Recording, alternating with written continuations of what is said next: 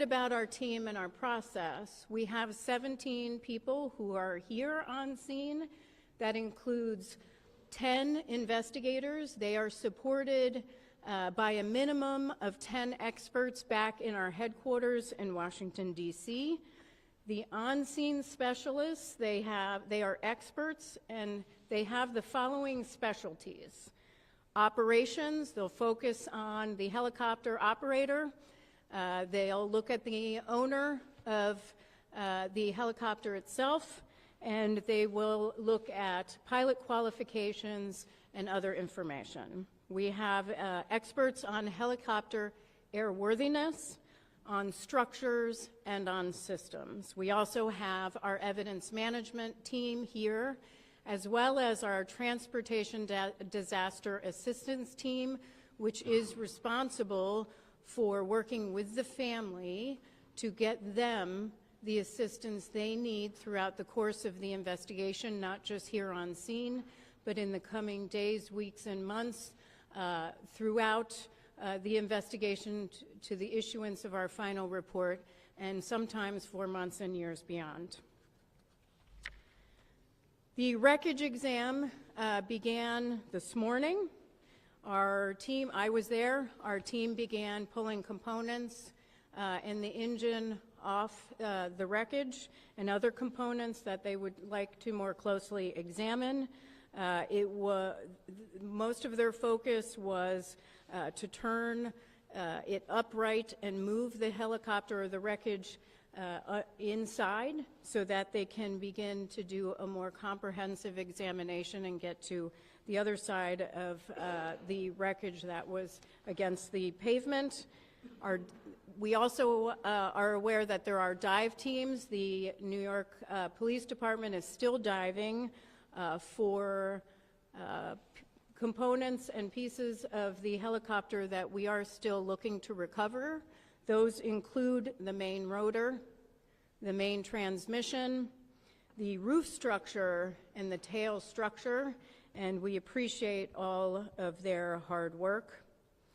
And then we have a whole team that is collecting the standard information that we normally gather as part of any investigation, which includes pilot qualifications, logbooks, history of the helicopter, maintenance logs, and so forth. We do have the logbooks for the pilot. The pilot held a commercial pilot certificate with rotorcraft and instrument ratings. The pilot reported 450 hours of total flight experience on his most recent medical, which was issued on September 20th, 2024. As of March 29th, 2025, the pilot accumulated about 788 hours of total flight time. We still need to calculate flight time in that Bell helicopter, and I'll have more information on that hopefully tomorrow, because he previously was flying a Robinson 44. Now, what we are hoping is that we are able to get the public to send us any photos or video you may have, or if you want to contact us because you believe that you have information that could be pertinent to our investigation, please reach out to us, provide that information to us. We will get in contact with you at the following email address: witness@ntsb.gov. That's witness@ntsb.gov. Now, I will take some questions. Again, a reminder, I know there will be questions for very detailed investigative information. I am happy to talk about the team, their qualifications, the process. I am not going to speculate on investigative information. We are very factual, and we will provide that in due course. So I will call on you. Please state your name, your affiliation for me. Sure. It's Matthew Chase of Newsday. To the extent you're able to share this, is there a preliminary cause? I realize you gave that early talk. Is there a cause preliminarily that you can share with us? The question is there a preliminary cause? We do not have a preliminary cause. That takes time. As I stated, our team focused on helicopter airworthiness and structures and systems is at the facility with the wreckage, doing the wreckage exam. That takes time. Of course, it takes time to also gather information, records that we need to comb through, so we do not have that at this time. And just to mention, as regarding cause, we will not speculate on cause ever, but we will not be determining any sort of preliminary or probable cause at the scene of an accident. We don't do that. What we are doing here is gathering the perishable evidence, the evidence that we need to gather for our investigation. When it comes to maintenance logbooks and other materials, we can look at those materials later on. What we need to do is look at the wreckage now. We need to focus on finding some of the additional components and structures that we're looking for, conduct witness interviews, and gather the records that we need. We can review the records later, so that probable cause will not occur for quite some time. Yes, ma'am, and then we'll go here.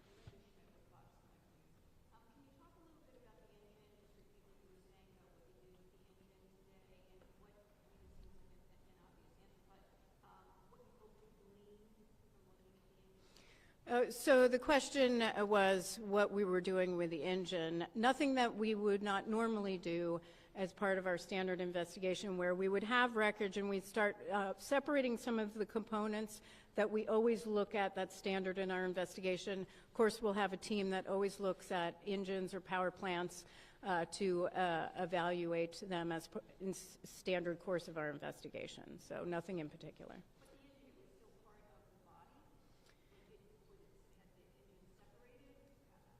It was in the wreckage, and so we separated it from the helicopter so we could take a closer look at it in a more upright position.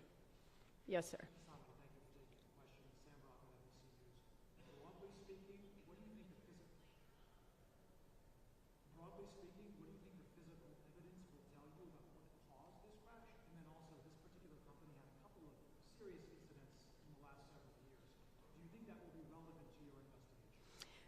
The question is, what will us looking at as part of this investigation on scene tell us about cause, and what will we be looking at related to the safety history as part for this particular helicopter company? First of all, we always look at safety history. That's a standard part of all of our investigations, so we'll collect that. Not just from the Federal Aviation Administration, that is a party to every single one of our investigations, but we'll also ask those questions in interviews and get other information that will help us get a very broad view and detailed information about the safety history of this particular operator and also the owner of the helicopter itself. With respect to what will it tell us on scene about our investigation, the evidence right now, everything is on the table. We don't rule anything out. We take a very detailed and comprehensive view, and it's way too early in the investigation. It will be too early on scene. That's much later in the investigation. Yes, ma'am.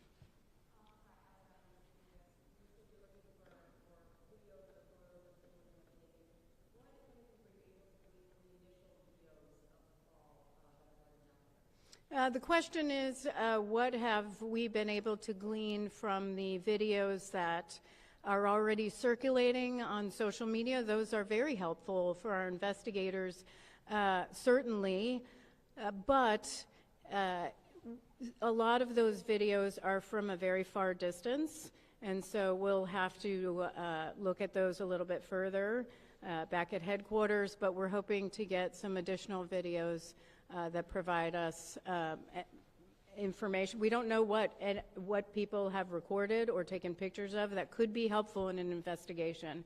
We have found in past investigations, and I'm just thinking of one that I went to in Ketchikan, Alaska, a mid-air collision where photos from a